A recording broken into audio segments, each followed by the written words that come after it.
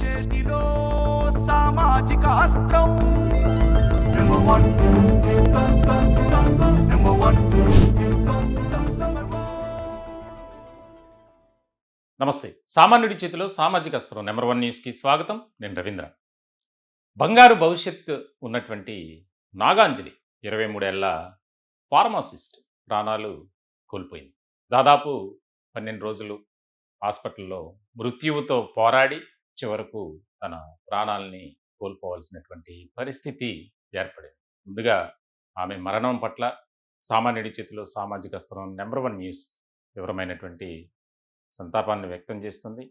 వారి కుటుంబ సభ్యులకు ప్రగాఢ సానుభూతిని తెలియజేస్తుంది. ఇక్కడ ఒక కీలకమైనటువంటి విషయం ఏంటంటే, ఒక మానవ మృగాన్ చేతిలోనే ఆమె బలైందనే చెప్పాలి. ఎంత దారుణమైనటువంటి దయనీయమైనటువంటి పరిస్థితి అంటే, ఒక రకంగా చెప్పాలి అంటే, తన దగ్గర పనిచేస్తున్నటువంటి వారిని సోదర భావంతో ట్రీట్ చేయాలి. కానీ కామ పిశాచి మానవ మృగం దీపక్ ఏ రకంగా వ్యవహరించాడు అనేది ఇక్కడ ముఖ్యమైనటువంటి పాయింట్. ఇప్పుడు మనం ఎన్ని మాట్లాడుకున్నా, ఎన్ని చెప్పుకున్నా, ఆ కుటుంబానికి ఎంత నష్టపరిహారం ఇచ్చినా, ఏది ఇచ్చినా సరే నాగాంజలి అయితే మళ్ళీ రాదు. కానీ ఇటువంటి ఘటనలు జరగకుండా ఉండాలి అంటే సమాజంలో ప్రతి ఒక్కరూ దానికి సంబంధించి నడుం బిగించాలి. ఇటువంటి దుర్మార్గులను కఠినంగా శిక్షించేంత వరకు మనం ఫైట్ చేస్తూనే ఉండాలి. ఎంత దారుణమైన పరిస్థితి అంటే, ప్రేమ పేరుతో వేధించడమే కాకుండా తనని నానా రకాలుగా మానసికంగా శారీరకంగా హింసించి ఆత్మహత్యకు ప్రేరేపించలేక చేశాడు. ఇక్కడ చాలా ముఖ్యమైనటువంటి పరిణామం ఏంటంటే, అసలు తాను ఆత్మహత్యకు పాల్పడటానికి గల కారణాలు ఏంటి, లేక పుట్టినటువంటి ఆ బిడ్డను ఎంతో అల్లారుముద్దుగా చూసుకుంటూ 23 ఏళ్ల పాటు కంటికి రెప్పలా కాపాడుకుంటూ వచ్చారు. ఏలూరు జిల్లా జీలుమల్లి మండలం రౌతుగూడెం గ్రామానికి చెందినటువంటి వారు. వారి తల్లిదండ్రులు సామాన్య రైతు కుటుంబంలో నిరుపేద కుటుంబం ఒక రకంగా చెప్పాలంటే. వారికి పెళ్ళైన తర్వాత దాదాపుగా 12 సంవత్సరాల తర్వాత నాగాంజలి జన్మించింది. ఇంకా వారికి ఎంత ఆనందం సంతోషం ఉంటుందో ప్రత్యేకంగా చెప్పక్కర్లా. చిన్నతనం నుంచి ఎంతో కష్టపడి చదివి ఈ స్థాయికి వచ్చి ఇప్పుడు ఫైనల్ ఇయర్ చదువుతుంది వికాస్ కాలేజీలో. దాంతోపాటు హాస్పిటల్లో పనిచేసుకుంటుంది. మరికొద్ది రోజుల్లోనే గవర్నమెంట్ ఉద్యోగం కూడా వచ్చే అవకాశాలు ఉన్నాయి తనకి. చక్కగా మమ్మీ డాడీ నాకు ఉద్యోగం వస్తుంది, మీ అందరినీ హ్యాపీగా చూసుకుంటా, మనకున్నటువంటి కష్టాలన్నీ త్వరలోనే పోతాయి అని చెప్పినటువంటి అమ్మాయి ప్రాణాలతో బ్రతకలేదు అంటే, ప్రాణాలను కాపాడుకోలేకపోయామనే బాధ రోదన ఎక్కువైపోయింది వారికి. ఎంత దుర్మార్గపు పని చేశాడు ఆ దీపక్ అనేవాడు అంటే, యాజమాన్యం అండదండలు ఉన్నాయి. అలాగే తెలుగుదేశం పార్టీకి సంబంధించినటువంటి నాయకుల అండదండలు కూడా ఉన్నాయి. ఓపెన్గా చెప్పుకుంటున్నారు దాని గురించి. వివాహం అయింది. వారి భార్యకు సంబంధించిన వారు రాజమండ్రి అలాగే తూర్పుగోదావరి జిల్లా ప్రాంతంలో తెలుగుదేశం పార్టీలో ముఖ్యమైనటువంటి నేతలు. ఇక్కడ ఏదో పార్టీ మీద మేము కావాలని బురద జల్లే ప్రయత్నం చేయటం కాదు మా ఉద్దేశం. ఇప్పటివరకు అతను చేసినటువంటి అసాంఘిక కార్యకలాపాలు కానీ, ఇలా వేధింపుల పర్వానికి అతను చేసినటువంటి వీటన్నిటినీ కొంతమంది సపోర్ట్ చేస్తూ అతన్ని కాపాడుతున్నారు కాబట్టే ఇలా రెచ్చిపోయాడు అనేది అక్కడ స్థానికంగా చర్చ జరుగుతుంది. హాస్పిటల్లో ఏజీఎంగా పనిచేస్తున్నాడు. ఎలాంటి విద్యార్హత అంటే డాక్టర్గా బిల్డప్ ఇస్తాడు, కానీ డాక్టర్ చదవాల, మధ్యలోనే డిస్కంటిన్యూ ఆయుర్వేద కాలేజీలో. మేము సేకరించినటువంటి ఆధారాలను బట్టి 2015లో ఆయుర్వేద కాలేజీలో స్టూడెంట్గా ఉన్నటువంటి ఈ దీపక్ లెక్చరర్ని, మహిళా లెక్చరర్ని వేధించాడు. ఆ కేసులో ఆమె సూసైడ్ అటెంప్ట్ చేసింది, అయితే బ్రతికింది. ఆమె కేసు ఇచ్చినటువంటి సందర్భంలో ఈ దీపక్ అనే దుర్మార్గుడిని అరెస్ట్ చేశారు పోలీసులు. ఇప్పుడు కూడా ఆ కేసులో వాయిదాలకు తిరుగుతున్నాడు. అలాగే 2019లో ఆ కిమ్స్ కళాశాలలోనే కొంతమంది వైద్యులు అలాగే ఇంకా యువతులు కానీ నర్సింగ్ ఎంప్లాయీస్ కానీ వారందరినీ ఎవరు బాగుంటే వారి మీద కన్నేయటం, వారిని రకరకాలుగా హింసించడం, ఎవరితో పరిచయాలు పెట్టుకున్నా సరే ఏదో బ్యాచులర్ లాగా బిల్డప్ ఇవ్వటం. కానీ వివాహం అయింది, యాజమాన్యానికి అన్నీ తెలుసు, కానీ ఎక్కడ కూడా పట్టించుకోవాలి. ఎందుకంటే మనవడేగా అన్నది ధీమా. ఏ తప్పు చేసినా సపోర్ట్ చేయటం. అసలు దీపక్ని శిక్షించడం ఒకటి, యాజమాన్యంపై కూడా చర్యలు తీసుకోవాలి.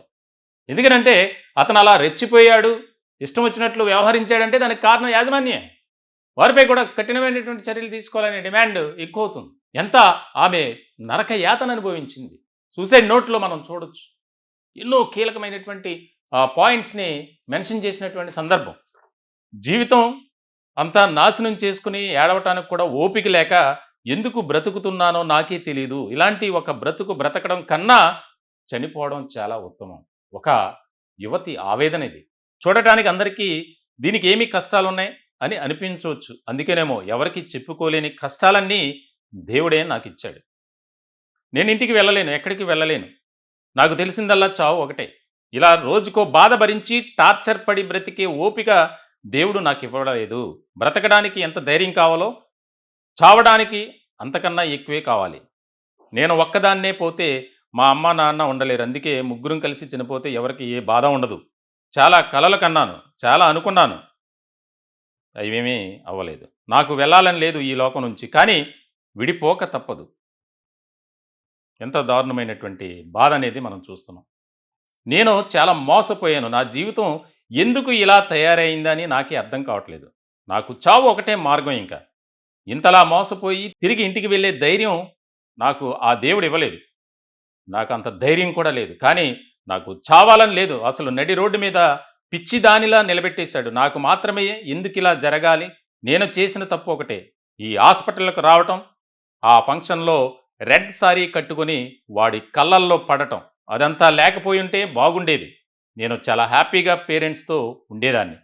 ఆ రెడ్ సారీలో చూచినప్పటి నుంచి వాడికి నా మీద కన్ను పడింది. ఇంకా వదలలేదు. మొత్తానికి వాడుకున్నాడు. ఇంకా వదిలేస్తున్నాడు. నాకింకా ఎక్కడికి వెళ్ళే దారి లేదు. అందుకే నేను చచ్చిపోతున్నాను. నన్ను క్షమించండి. నేను మిమ్మల్ని చూసుకోలేకపోతున్నాను. ఈ వయసులో మీకు తీరని శోకాన్ని ఇచ్చి వెళ్తున్నాను. నేను అసలు పుట్టకపోయి ఉంటే బాగుండేది. మీరు ఎవరికైనా పెంచుకునేవారు. అంటే ఇలాగా చాలా కీలకమైనటువంటి అంశాలు. ఎంత టార్చర్ పెట్టుంటే ఆ అమ్మాయి ఇలా రాసి ఉంటది. ఫార్మసిస్ట్ కాబట్టి ఏ డ్రగ్ దేనికి ఉపయోగిస్తారు, ఏంటి అనేది అన్నీ తెలుసు కాబట్టి మత్తు ఇంజెక్షన్ చేసుకోవడం, కొన్ని టాబ్లెట్స్ మింగటం, పూర్తిగా బ్రెయిన్ డెడ్ అయినటువంటి స్థితిలో ఈరోజు డిక్లేర్ చేశారు చనిపోయింది అని. ఎంత బాధాకరమైనటువంటి విషయం అంటే, ఇక్కడ ఒక దీపక్ తప్పు చేశాడా అంటే, దీపక్ 80% తప్పు చేస్తే 20% యాజమాన్యం. అమ్మాయి గుడ్డిగా నమ్మేసింది. వివాహం చేసుకుంటా నిన్ను అని చెప్పి. కానీ అసలు విషయం తనకి తెలీదు. వివాహం అయింది, పిల్లలు ఉన్నారన్న సంగతి. ఇలా ఎంతోమందిని మోసం చేసినటువంటి ఈ దీపక్‌పై కఠిన చర్యలు తీసుకోవాలి. కొన్ని ఛానల్స్‌లో అయితే దానికి సంబంధించినటువంటి ఏదన్నా ఇష్యూ నడిపిస్తుంటే, ఇతనికి ఉరిశిక్ష వేయాలా, జీవిత ఖైదు వేయాలా అని ప్రశ్న పెడితే పోస్టు, ఉరిశిక్ష వెంటనే వేయాలి అని దాదాపుగా 95% వచ్చింది. అంటే చూడండి, మన సమాజంలో ఒక బాధ్యత కలిగినటువంటి వృత్తిలో ఉంటూ ఇటువంటి అరాచకాలకు, అక్రమాలకు పాల్పడుతున్నటువంటి ఈ యొక్క మానవ మృగాలను, కామ పిశాచులను ఏం చేయాలి? నిజంగా చాలా బాధాకరం. ఒక్కగానొక్క కూతురు లేక లేక పుట్టింది. తల్లిదండ్రులు ఎంతో మురిసిపోయారు, ఎంతో ఆనందించారు, ఎంతో సంతోషపడ్డారు. భారీ ఎత్తున ఏ వేడుకైనా సరే ఎంతో ఘనంగా నిర్వహించారు అమ్మాయికి. కానీ వారి తల్లిదండ్రుల ఆశ అనేది నెరవేరల. అసలు ఊహించుండరు. తాజాగా పవన్ కళ్యాణ్ స్పందించారు. 2 రోజుల క్రితం అయితే మాజీ ముఖ్యమంత్రి జగన్మోహన్ రెడ్డిని కూడా తల్లిదండ్రులు కలిశారు. మీకు న్యాయం చేస్తామని చెప్పి భరోసా ఇచ్చారు. చాలా కీలకమైనటువంటి అంశం ఏంటంటే, పవన్ కళ్యాణ్ కూడా చాలా సీరియస్‌గా దీన్ని తీసుకున్నారు. పార్టీలతో మాకు సంబంధం లేదు, దీంట్లో ఇన్వాల్వ్ అయినటువంటి అతనిపై చర్యలు తీసుకోవాలని నాగాంజలి యువతి కోరింది కాబట్టి ఆ కీచకుడిని మేము కఠినంగా శిక్షిస్తాం. అతని వెనుక ఉన్నటువంటి వారు పెద్దవారు ఎంతవారైనా సరే వదిలేది లేదు అని. మరి ఏం చేస్తారు చూడాలి. ఎందుకనంటే కూటమిలో ఒక భాగం, తెలుగుదేశం పార్టీ నాయకుడు అండదండలతోనే దీపక్ రెచ్చిపోతున్నాడు అనేది బయటకు వస్తున్నటువంటి అంశం కాబట్టి 2015లోనే కఠిన చర్యలు తీసుకుంటే ఇలా చేసేవాడు కాదు అనేది. జైలుకి వెళ్ళాడు, మళ్ళీ బెయిల్ మీద వచ్చాడు, మళ్ళీ మామూలే. ఇలా దాదాపుగా ఎవరైనా సరే ఆయన కన్ను పడిందంటే ఏదో రకంగా వారిని మభ్యపెట్టి ప్రలోభపెట్టి అతని దారిలోకి తెచ్చుకోవడం. నీచమైనటువంటి బుద్ధి అంటే అతను శారీరకంగా వాడుకోవడమే కాదు, వేరే వాళ్ళ దగ్గరికి వెళ్ళాలని ఫోర్స్ చేయటం. ఈ అమ్మాయి విషయంలో కూడా అదే జరిగింది. ఆ సూసైడ్ నోట్లో అలాంటి విషయాలనే ప్రస్తావించింది. చాలా బాధాకరమైనటువంటి అంశం. దీన్ని మేము కూడా ఖండిస్తున్నాం. ఎవరికి కూడా ఇలా జరగకూడదు. ఎందుకనంటే బంగారు భవిష్యత్తు కలిగినటువంటి ఆ అమ్మాయి జీవితం సర్వనాశనం అయిపోయింది. తల్లిదండ్రులకు కడుపు కోత, బంధువులకు, స్నేహితులకు. అమ్మాయి చాలా నెంబర్ 1 స్టూడెంట్, చాలా బాగా చదువుతుంది, అందరితో కూడా సరదాగా ఉంటుంది అని. కానీ ఈ రోజున ఏం జరిగిందో మనం చూస్తాం. కాబట్టి దీపక్పై కఠిన చర్యలు తీసుకోవాలి. దీపక్ని సపోర్ట్ చేస్తూ, కాపాడుతూ, ప్రొటెక్ట్ చేస్తున్నటువంటి ఎవరైతే ఏ పార్టీ నాయకులు ఉన్నారో వారిని కూడా కఠినంగా శిక్షించాలి. యాజమాన్యంపై చర్యలు తీసుకోవాలి. అదే హాస్పిటల్లో తరచూ ఇలాంటి ఘటనలు ఎందుకు జరుగుతున్నాయి అనే దాని మీద ప్రభుత్వం కన్నేయాలి, విచారించాలి.